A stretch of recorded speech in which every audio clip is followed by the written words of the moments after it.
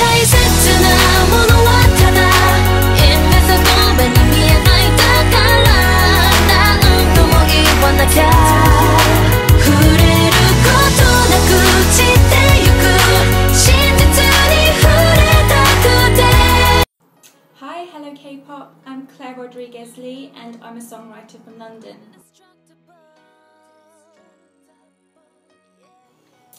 So it all came about very unexpectedly. I got signed in 2012 and my publisher John Saunderson decided to send me on a writing camp, and it was something I was very excited about. I'd never been abroad to work before, I was a newly signed writer, and he sent me to a writing camp called Depop, which is actually very, very famous Asian songwriting camp. It's very prolific and it's just the most amazing experience for any writer to be involved in that camp.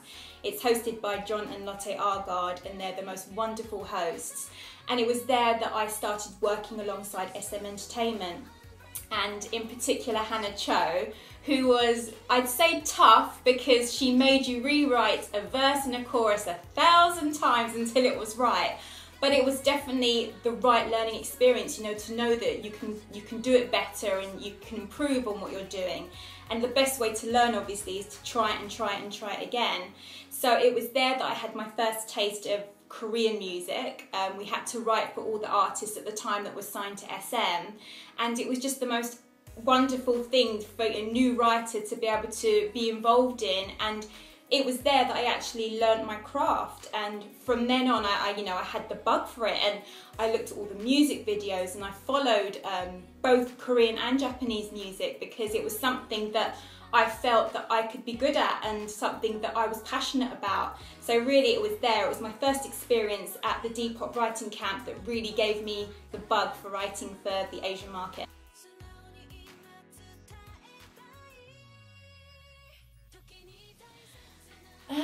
To choose a favourite, that's a difficult one because every single song I get placed with an artist is such a big thing and such a huge achievement for me that I don't ever get bored of it. If I was going to say a moment in my writing career for Asia that really stood out for me, it would probably be the Girls Generation one. It was one of the groups that I had been dying to write for such a long time, and it was actually a day after I got married I got an email from Hide Nakamura, who actually is a good friend. He's a competitive publisher, but we work very, very closely together. He actually made my dreams come true because, like I said, the day after I got married, he sent me an email to tell me that he had got me a cut with Girls Generation, and that song was Indestructible. And that song for me was just the icing on the cake. It did so well, and it won an award, a gold disc award for the best song of the year. So it was a very, very, very special song for me, and definitely up there with one of my favourites. Believe it or not, I don't actually directly work with the artists. The songs I write are constructed either here in London, or I've worked in Europe, like Sweden and Norway and Denmark, writing for the artists in Korea and Japan and other territories. And it's actually down to the sub-publishers. I've got loads of fantastic sub-publishers, but for the Korean and the Japanese markets, we're looked after by Sony. And it's their job to send us the briefs as writers. So the brief would be, hey, we're looking for a song for this artist, this is the style of song we're looking for, and references, and it's quite detailed, and there's a lot of stuff in there that we need to follow in order to pitch the songs. So it's really down to my sub-publishers to be able to get the songs to the artist, and then once they choose the songs, once it leaves me, I have nothing to do with it. It then gets translated into the language, whether it be Korean, Japanese, Chinese, Mandarin. So yeah, once I write the songs, it then takes its own journey to the artist. So it's kind of like a lottery, you know, you write a song and you kind of write it for a particular artist, but it can end up with a different artist. But it doesn't matter, at the end of the day, the song is there to be sung, and whoever sings it and does a fantastic job with the song, then I'm happy. Challenges through the creative process. I guess I would say sometimes it's just a case of timing, because when we get sent the briefs, sometimes they need the song within 24 hours or they need a song within 3 days. And it's more a case of trying to get the producer to mix the song within the time frame, because if you miss the deadline, then you miss the project.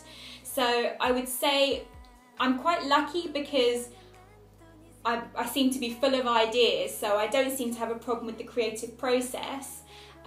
But I would say that the timing sometimes is an issue with trying to, you know, tally everything up, getting the song written, recorded, mixed, and sent back to the sub-publishers. Bearing in mind as well the time difference. So if a song isn't going to be ready till this afternoon, it might be too late when I'm sending it over to Asia, because obviously there's so many hours ahead of us. So there's a lot of things to take into account when we're pitching the songs. But I would say generally, as far as being creative, it's life experiences that make you creative, and you do need to have a lot of empathy as a writer. So you need to be able to write about any given situation, whether you've experienced it or not. So that is obviously a key trait to being a songwriter, is being able to write about anything and make it real. Inspiration for the songs.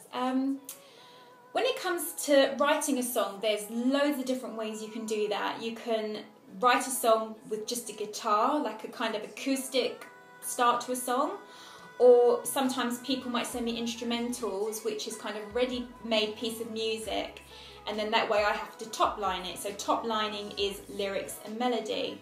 I would say when someone sends me an instrumental, as soon as I hear it, I can usually hear this would be great for this artist or this artist. And also the music dictates, like if I hear a piece of music, I'd normally hear it's a sad song, it's a happy song, it's a fun song. So sometimes the instrumentals are better in kind of giving me some idea as to where I'm going to go with the song, both melodically and lyrically.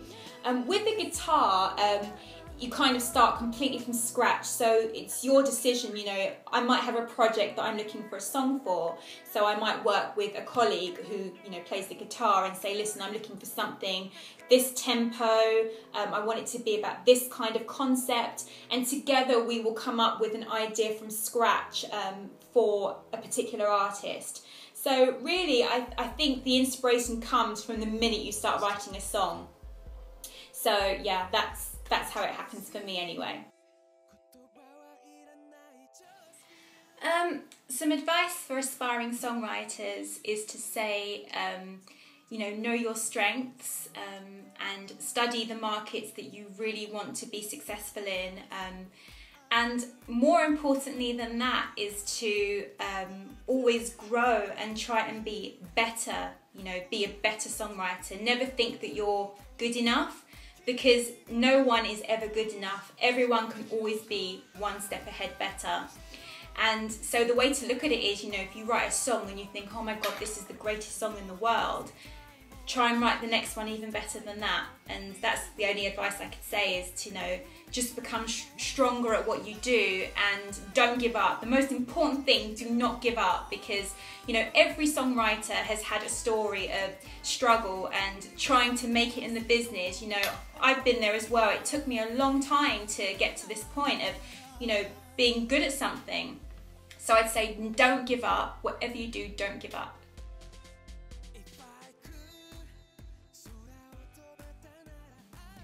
I'd say K-pop music is very much on par with what we're doing over here in the UK, in Europe, in America.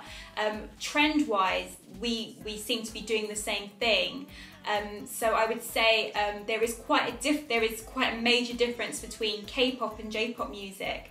I'd say that K-pop is definitely very much with what's going on right now over here. So I'd say there really is very, very little difference as far as the movement for music for both South Korea and for over here.